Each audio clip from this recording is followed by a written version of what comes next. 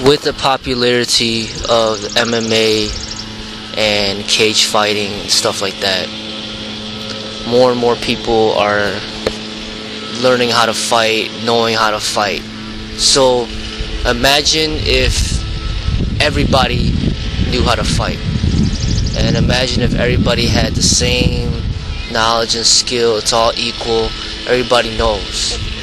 Then it's similar to everybody knowing how to ride a bike. It's just common knowledge and everybody knows. So then to decipher who is more proficient than who, what it basically boils down to is like fitness.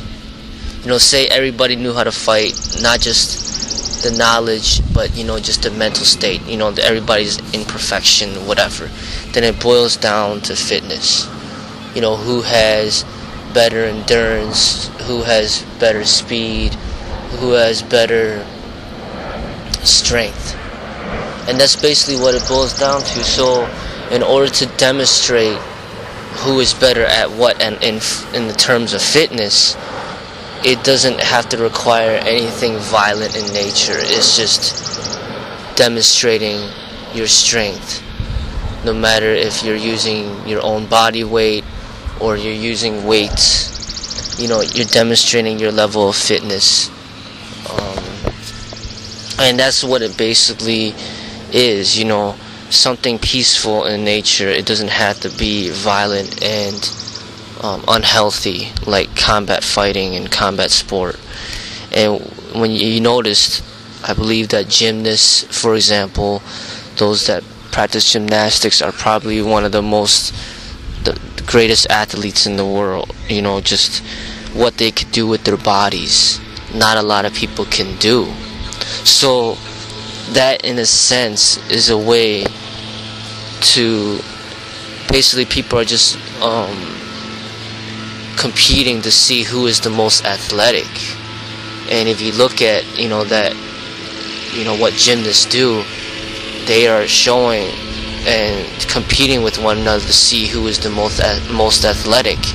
And when you see these cage fighters, they when they both have equal skill pretty much in fighting, it boils down to who is the most athletic. And it doesn't have to be, people don't have to get hurt in order to prove that. So I just wish to promote for society to head towards more a healthy way of expressing their art, rather than having to hurt each other all the time. In order to prove to somebody that you're more athletic, it doesn't have to be, in unhealthy ways. Knowing is one thing, doing is another. Okay? You could teach somebody how to fight and give them the knowledge, but it's not going to really do him any good unless he puts that knowledge into actual application and practice it and turn it into wisdom. Alright, so somebody like Muhammad Ali, for example, he obviously knew how to fight, had knowledge how to fight, and he put it into practical use, and he was able to perfect the techniques and such. But as he grew older, his body and mind is not able to put that knowledge into use any longer. So now, but he still has that knowledge. So, you could show somebody, or you could teach somebody the knowledge and how to do a proper push-up or a proper exercise, but it's a different thing to be able to see if that person can do 120 push-ups in a minute. It requires the actual practice and effort of doing. And what I'm basically saying is that when it comes to martial arts, I really do not feel that it is necessary for people to hurt each other in order to display or practice what they wish to perfect. They can just practice in ways that are much more healthy in nature. And that is what I promote. rather than punching another human being as hard as you can. Why not punch a punching bag which is designed to take, that power, and where you don't have to hurt anybody, neither you or the other person.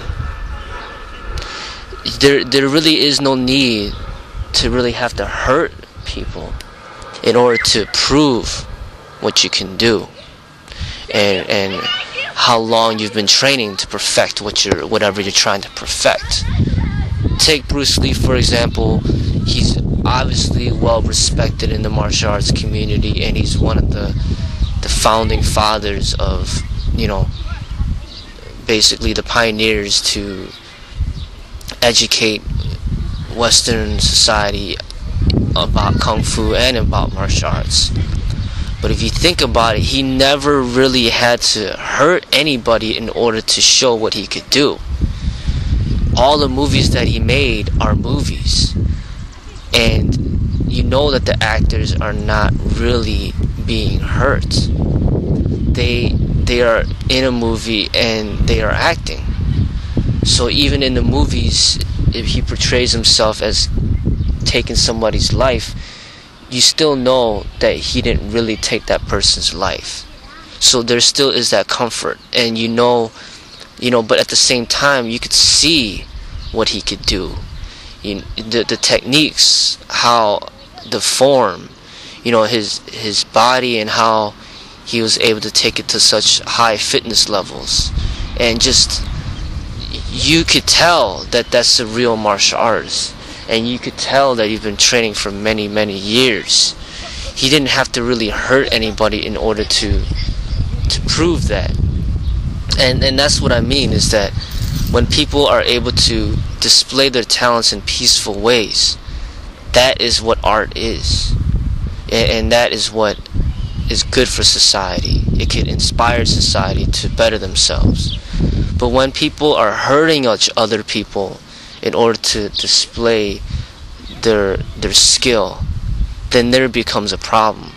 It no longer is good for society. Then it ends up promoting people to hurt other people in order to prove themselves. And I have a problem with that. That's what I discourage in society, and I just really feel that people, when they think deeply about it, and they see some of these, someone like Bruce Lee and some of these other great actors that are martial artists as well, it shows that you could really display your talents in more peaceful ways. You don't really have to hurt people. So that is what ultimately martial arts should lead you towards, a more healthy expression of your talents.